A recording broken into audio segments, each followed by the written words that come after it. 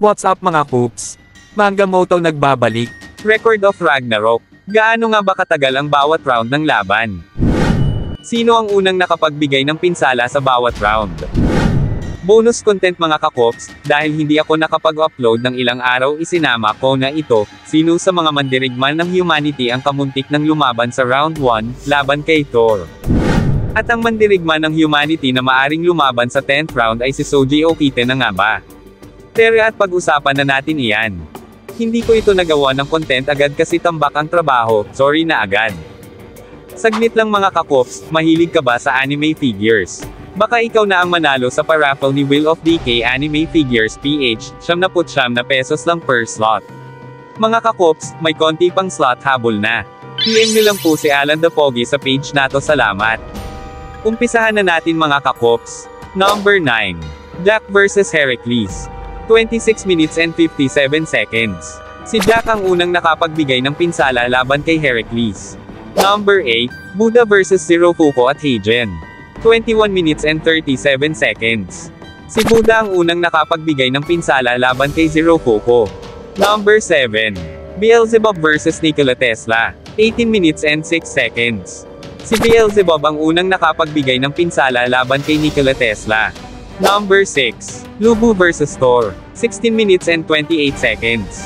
Si Lubu ang unang nakapagbigay ng pinsala laban kay Thor. Number 5. Poseidon vs Kojiro Sasaki. 13 minutes and 7 seconds. Si Poseidon ang unang nakapagbigay ng pinsala laban kay Kojiro Sasaki. Number 4. Hades vs Qin Shi Huang. 12 minutes and 57 seconds. Si Hades ang unang nakapagbigay ng pinsala laban kay Qin Shi Huang. Number 3. Shiva vs Raiden. 11 minutes and 16 seconds. Si Raiden ang unang nakapagbigay ng pinsala laban kay Shiva. Number 2. King Leonidas vs Apollo. 9 minutes. Si King Leonidas ang unang nakapagbigay ng pinsala laban kay Apollo. At ang number 1. Ang laban nina Adam vs Zeus na tumagal lamang ng 7 minutes and 13 seconds. Si Adam ang unang nakapagbigay ng pinsala laban kay Zeus, hindi lang yan, kinalug lang naman ni Adam ang ulo ng god ng mga gods, to the maximum level hahaha, sorry na agad. Dumako na tayo sa kamuntik ng lumaban sa round 1, at yon ay walang iba kundi si. Kilala mo ba? Ito ay si King Leonidas. Alam ko napapakamot ulo ka na, kaya tayo ay maglalakbay sa chapter 78. Makikita natin dito na pinaaalis ni King Leonidas sina Brunhilde at Gold dahil hindi siya interesadong lumaban sa 9th round. Ang orihinal niyang plano ay lumaban sa unang round o huling round ng bakbakan, at dahil tapos na ang unang round, sa huling round na siya lalaban. Maaring galit si King Leonidas kay Brunhilde dahil hindi siya ang inilaban sa round 1, kaya balagbag kung sagutin niya ang Valkyrie. Hindi naman maintindihan ni Gold kung bakit gano'n na lamang sumagot si King Leonidas sa kanyang ate. Napapaisip ka rin ba na maaring kayang talunin ni King Leonidas si Thor kaya hindi pinahintulutan ng Valkyrie ang orihinal na plano ng hari ng Sparta na lumaban sa round 1? Paano ko ito nasabi? Abangan yan sa mga teorya content po natin, sorry na agad, balik tayo sa kwento. Ang mandirigman ng humanity na lalaban sa 10th round ay si Soji Okite nga ba? Ayon sa rumor na kumakalat, ang susunod na mandirigman ng humanity ay nakita na ang mga nakaraang laban, kaya pasok na pasok si Soji Okite dito, ngunit kulang pa yan. Sa episode at chapter ng anime at manga nakita na natin si Soji na nakatayo at lumalaban, ngunit, pagtapos ng mga kaganapang ito'y nanatiling nakaupo na lamang sa isang silid si Soji.